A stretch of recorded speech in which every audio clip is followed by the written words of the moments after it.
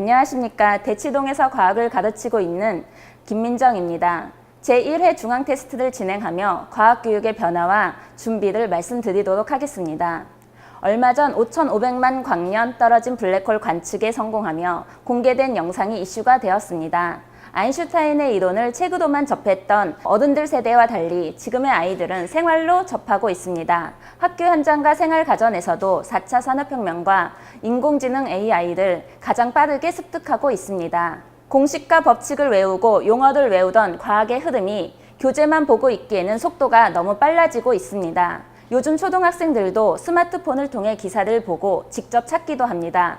그러기에 시대 흐름을 맞춰야 하는 교육 과정을 살펴보면 창의, 융합형으로 진화하고 있으며 기본 교과에 변하기 어려운 부분을 대외와 영재교육원에서 먼저 맞춰 나가고 있습니다. 과학 토론을 비롯해 과학대회 전반에서 문제 해결력을 요구하고 있으며 의사소통과 프로그래밍, 다양한 조작을 통해 수행 능력을 비교하고 있습니다.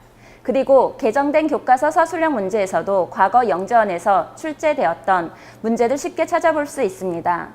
수많은 정보와 변화에 지도 방법도 달라져야 합니다. 과학 개념의 기본 원리를 탄탄히 이해할 뿐만 아니라 지식을 활용할 수 있는 사고력과 문제 해결력도 길러야 하는 것입니다. 탐구력이 강화되고 있는 과학 교과는 정보를 분석하는 능력뿐만 아니라 정보를 얻는 방법과 객관적 자료를 구분하는 방법까지 같이 키워나가야 합니다. 초등 저학년 학생들은 관찰은 과학 시간만 하는 것이 아니며 생활 주변에서도 폭넓게 할 수 있고 왜 그렇죠? 라고 끊임없이 물을 수 있는 문제인식을 키워주는 것이 중요합니다.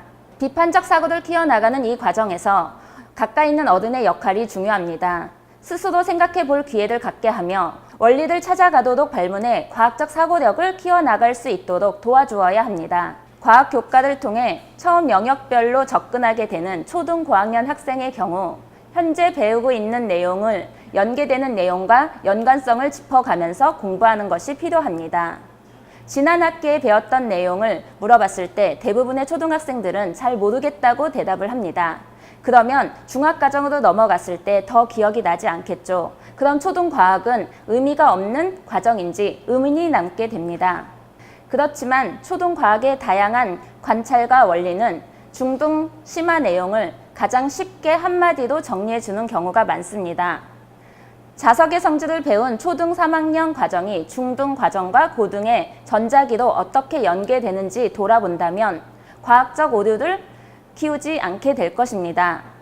또한 암기로 그치기 쉬운 융합형 예시 상황을 종합적으로 이해하고 다양한 접근의 문제 해결력을 신장시킬 수 있을 것입니다. 이번 중앙 테스트 경시와 평가에서는 현재 우리 아이의 학습 과정을 진단하고 맞춤 정보를 제공한다는 면에서 학생과 학부모님들께 과학 학습 설계에 도움이 될 것입니다. 특히 우수한 교과 이해 실력을 갖고 있으면서도 영재 과정에 부족한 점을 찾지 못해 고민인 학생에게는 더 없는 진단과 제안이 될 수 있을 것입니다. 평소 바쁜 일상으로 다양한 경험을 쌓지 못했다면 중앙 테스트를 통해 간접적 탐구와 사고 경험을 겪게 될 것입니다. 그래서 도전의식을 갖고 중앙 테스트를 다시 찾게 될 것입니다. 마지막으로 수학교과 중심의 학습에서 과학적 소양이 높은 잠재 능력을 찾게 되는 기회가 될 것입니다. 또한 일관된 교과 평가 과정으로 다양한 과학 능력을 제대로 평가받지 못한 기회를 이번 중앙 테스트를 통해 찾고 우리 아이의 꿈과 미래를 키워주시기를 기대합니다. 감사합니다.